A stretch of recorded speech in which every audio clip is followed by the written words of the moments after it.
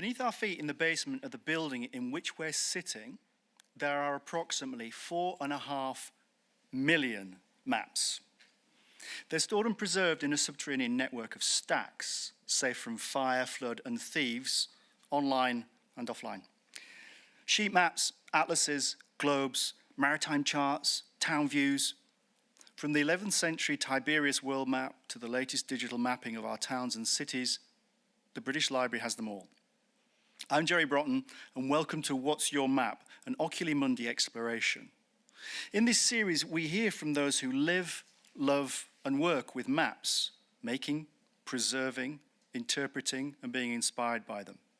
In each episode, we ask our guests to unfold a map that is special to them and tell us the story that lies behind it. What makes the podcast special is that listeners are able to follow and look at high-definition images of the maps on oculi-mundi.com. And today, I'm joined by an audience of map lovers at the British Library. And with me is a man who spends almost as much time unearthing neglected maps and trawling through archives as he does hiking and climbing mountains. He's a geographer, an author, a broadcaster, and the former president of the Royal Geographical Society. His books include Clear Waters Rising, A Mountain Walk Across Europe, 2 Degrees West, An English Journey, and the best biography I've certainly read of the 16th century map maker, who we're going to be hearing more of in a moment, Gerard Mercator. You'll also know him as the waterproof wearing, umbrella wielding, or cycling presenter of the landmark BBC series Coast. So for anybody who's from Mars who doesn't know, please welcome Nicholas Crane.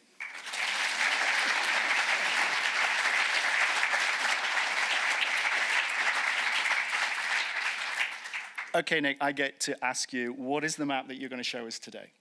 Well, it's quite a secret map. Oh, good. I've just finished researching and writing a history of British footpaths. In fact, it's called A Secret History of British Footpaths. I did a lot of the research here in this building. One of the maps I came across really stopped me in my tracks, literally, and it's the one we're looking at now. And it describes one of the most significant military land grabs ever to have taken place in the British Isles. Now, the military have very good reasons for land grabbing, and we're going to come on to this in a moment. What this shows is Salisbury Plain, which at the time was as it still is actually, the largest area of unfenced chalk grassland in northwestern Europe.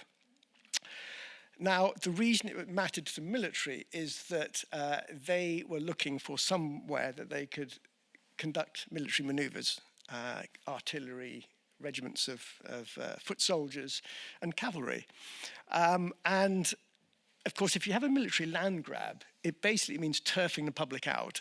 And that was my interest. So what happened after this map was drawn? What happened to all those footpaths and drove roads and trackways that crisscrossed Salisbury Plain? They're actually marked on this map. It's at a scale of 3/4 of an inch to the mile, so it's very detailed. That's detailed, so it's nearly as detailed as the old, you remember the 1 inch to the mile Ordnance Survey maps? Nearly as detailed as that. So you can see individual farms, you can see individual trackways, Stonehenge is on there, Salisbury, the city of Salisbury, divided at the north of the map. It's a very detailed map indeed.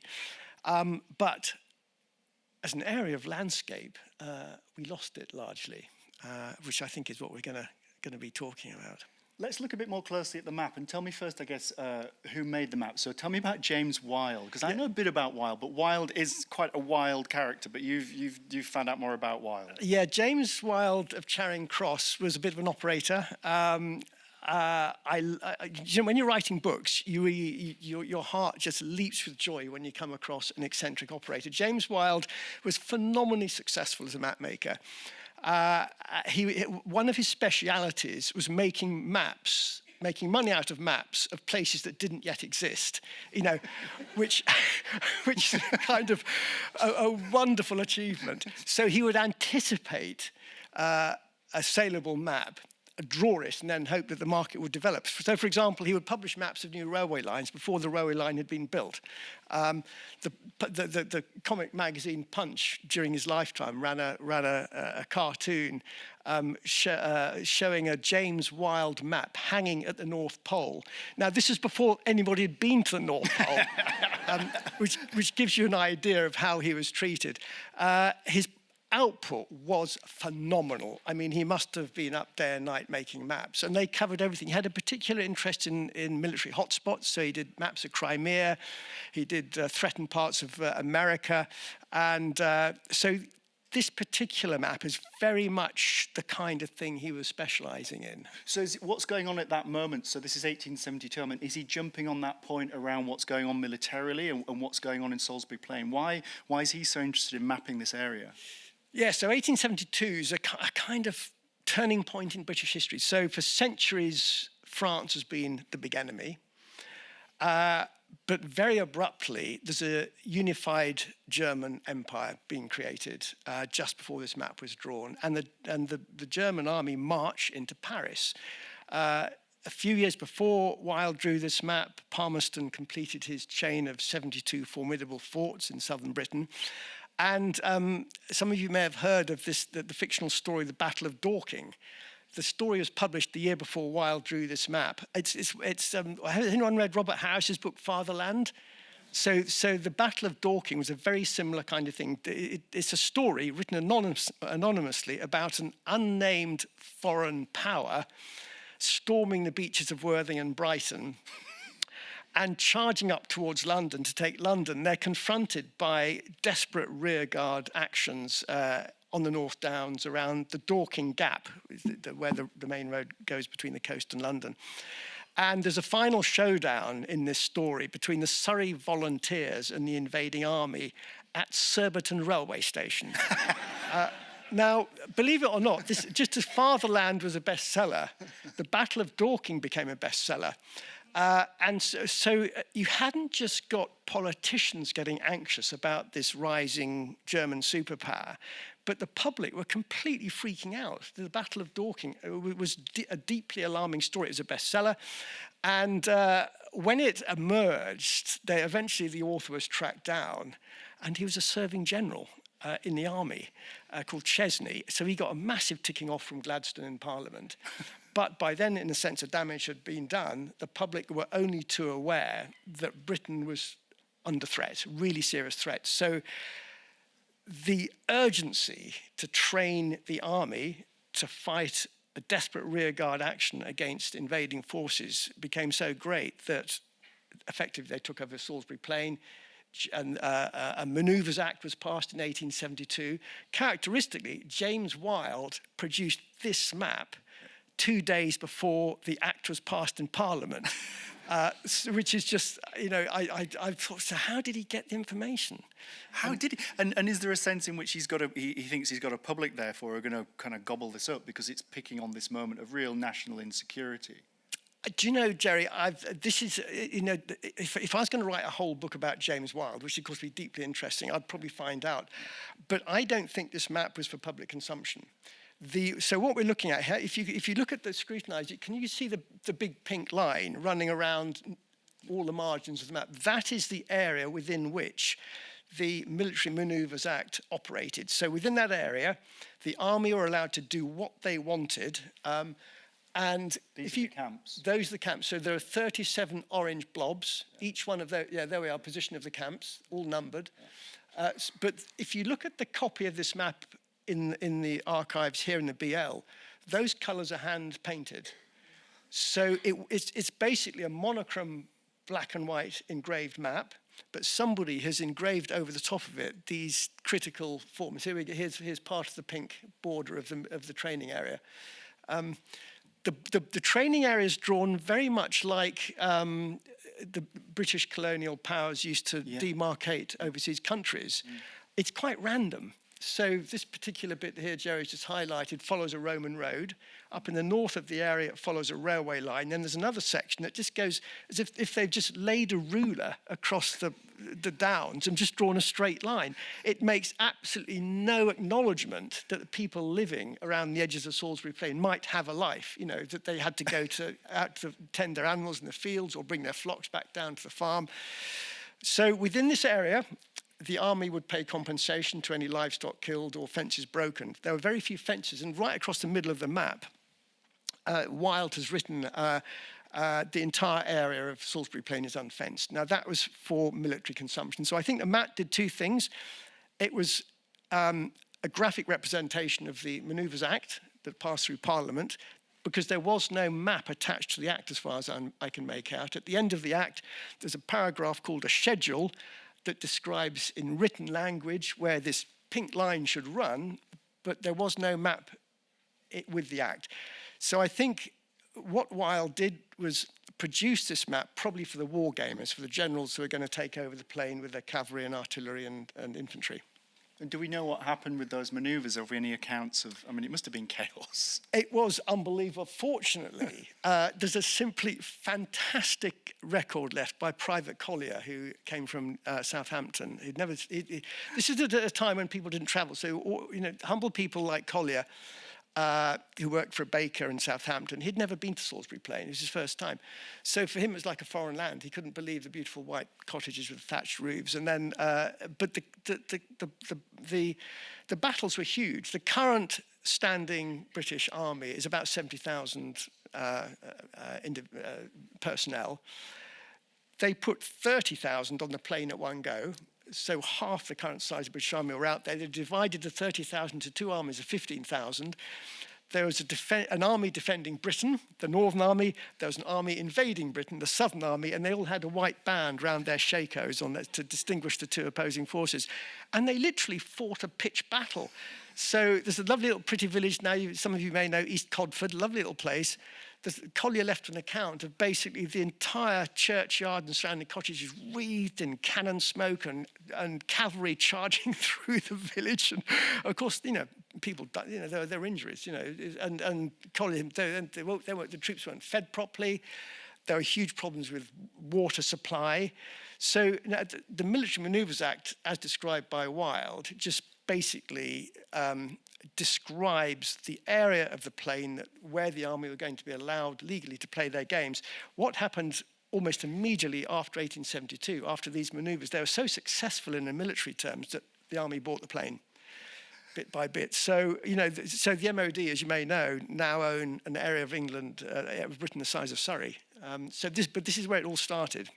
I'm curious to ask you about your relationship to it in a moment, but it just suddenly strikes me, is anybody from this area? Is anybody, no? We've got anybody here? No? Okay. No. Nick, let's talk about, because you've told me about you have some sort of skin in this game on this map. Tell me about your own personal connection to it. So this is a slightly eccentric little episode in my life. In 1997, I'd become very enthused by the work of two landscape artists, Richard Long and Hamish Fulton, both of whom conduct kind of artistic walks on the landscape. I went to see Richard. So I got this idea, I'm a geographer. I would like to write a book about England objectively, so I'm not following the River Thames or following a coast or following the footsteps of Thomas Hardy. I want to follow a geographical transect, a dead straight line from the top to the bottom of England, and I will limit myself to describing the people and places on that straight line. Richard thought it was a great idea. The issue for me was, how am I going to follow a straight line?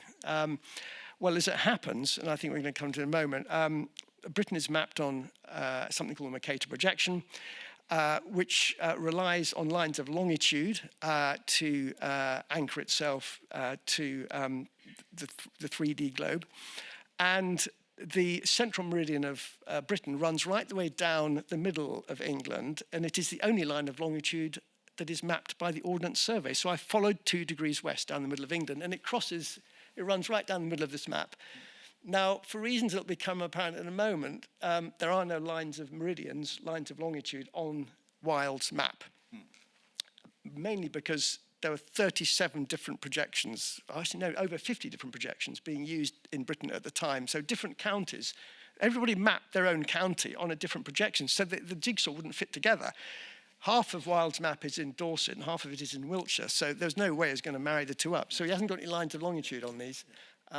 So 2 degrees west actually runs right down the middle of this map. At West Lavington, where Jerry's pointing to, is where I met the army, because I had to get permission from the MOD to walk over Salisbury Plain in a straight line, because there was a battle going on at the time. There were tanks and jets and bangs and crashes. So the MOD thought it was a great wheeze, and so half a dozen army officers met me, and we walked in an 8 figure, from an 8 figure. They told me to come to this grid reference, and we walked in a dead straight line for an entire day over the plain while all the bangs and crashes were going on each side of us. It was one of the most extraordinary experiences, actually, on that walk. I should say, I met Nick after I'd read the book, and I thought, this guy's mad. This guy's absolutely mad. There's a bit where you go, I can't remember, you're going through, you have to go down a motorway, and you go through the sewer. And I'm going, this guy, the commitment to this going 2 degrees west was quite something. It's a wonderful book, if anybody wants to read it. And it takes us, Nick, to a wonderful story of a connection. You mentioned Mercator. Many people will know this Mercator map of the world from 1569. This is the famous Mercator projection. Some of you may know about it. And I was thrilled when you wanted to make the connection between Salisbury Plain and James Wyld and Mercator. What is that connection? Just tell us what that is. Well, we're going to scroll back 500 years to the beginning of mathematical map making. That's the connection. The Ordnance Survey are mathematical map makers, but the man who started it, who made the huge conceptual jump from pictorial map making with monsters and sailing ships sailing oceans, normally on woodblock maps, to incredibly accurate mathematical map making on copper plate engravings, which allowed far greater detail, was the man who did this was, as Jerry's mentioned, Gerard Mercator. Born in the Low Countries in 1512. He was, if I had to sum him up with a single word, I'd say he was a harmonizer. Nice. Spiritually, he existed in the dangerous mid-ground between the Lutherans and the Roman Catholics, which is why he got locked up by the Spanish Inquisition. But in the meantime, he went on to produce the most important works of map making in the 16th century. And this particular map we've got here is his most misunderstood and his most enduring. If you look at it carefully, you'll see that right down at the bottom, where you'd normally expect to see the landmass of Antarctica, you can see Antarctica stretching from margin to margin. If you look towards the north, you'll see that North America is absolutely massive from side to side, and so is Greenland. So people looking at this map at the time thought, he was very famous by the time he produced it, thought he'd completely lost his marbles, because the people who had the greatest grasp of what the world looked like in terms of land masses in proportion to each other were people who owned globes, which were hugely expensive. So everybody knew a globe as a 3D mathematical model of the actual world. Now, the problem was, how do you flatten that 3D model into an accurate 2D map without distortion? Well, effectively, you can't. It's impossible to do it. You will always have distortion. What Mercator wanted to do was accept there'll be distortion, but allow compass bearings to be the same whether you laid your compass on your flat map or stood on the deck of a ship using it. Hence this sort of spidery lines, these lines. Yeah, the loxodromes. Yeah, the loxodromes, yeah, which absolutely cover the map. It's like a sort of spider's web. Yeah. So not only do we see that north and south poles are projected to infinity, but you have these endless lines, because the map, the translation from the Latin is, it's for use in navigation, okay? So it's not, an objective world map. Nick and I could sit here for hours talking about this map, hours. But yeah, sorry, go on, because that's an important aspect, obviously, about how you navigate from one point to the other. I've got to be honest, Jerry, I want to hear you talking about it. No. Jerry is absolutely brilliant on this. I feel carry on, Jerry. I'm enjoying it. We could talk about the way in which what I find so interesting about it is that, because what you have is a map which projects the north and the south to infinity, I think this is why north ends up as the prime direction in all Western maps, because, and Nick has written very well about this, nobody wants to go up here. So what you do is you create a situation where you lengthen the way in which these parallels work the further north and south you go, which is why you get them projected to absolute infinity. But across east to west, they're much more accurate. And what do you know? There's lots of ships, because it's showing you this is for seaborne navigation east to west. So it's a map which puts north at the top, because nobody wants to go there. That's why north ends up at the top. So it's a brilliant, brilliant projection which acknowledges, as Nick says, why it is partial. And all this text, look, he says, look, this map is partial because it's for use in navigation. And you've got to sacrifice something, which is the mapping of the north and the south. And he even shows that's the North Pole down there. Yeah. But what I want you to also then talk about, Nick, is how do you get from that? Mercator then does something really interesting, because not only does he do that projection, but in 1595, under his name, comes out the first atlas. And look how it maps Anglia, England. So take us from how Mercator is mapping the world to how he's mapping England back to Salisbury Plain. Yeah, so we're still in the 1500s, end of the 1500s, and what we're looking at here is one of 16 maps in this book, this bound book of maps that Mercator called Atlas. He was the first person to call a bound volume of maps an atlas. There are 107 of what he called modern maps in the atlas, covering the whole world. Now, the critical thing is that he portrayed all these maps within the famous Atlas of 1595 at 3 levels of detail. What he's trying to do, I'm sure, he never actually says this anyway, but what I think he's trying to do is replicate in 2 dimensions the benefits of a 3D globe. He understands that when we look at a globe, we want to zoom in. You know, we might see it on the far side of the room looking like, in its mount, a spinning galactic orb. But then we walk up to the globe, and if we use a magnifying glass, and globes of the 16th century had tiny print on them, I mean 3 millimeters high only, so you needed a magnifying glass to look at England. But nevertheless, it was a true representation of the planet. He's now thinking, I want to do this in 2D in a bound volume of maps. So he gets around the problem of dimension by having 3 different levels of detail. You zoom out, so there's a map of the whole British Isles, England, Scotland, Wales, and all the outlying islands with Ireland. Then you zoom in to this map here, and you just have England and Wales. You zoom in again in this section of 16 maps covering the British Isles, and you can see just East Anglia on its own, the West Country on its own, Northumberland on its own, so you get even more detail. Now, you might notice on this map, they're very faint actually, but I can see them clearly from here, but you can see the meridians, the up-down lines, they're slightly converging. But they do have a grid of measurements on them, so you could actually take a grid reference off this map.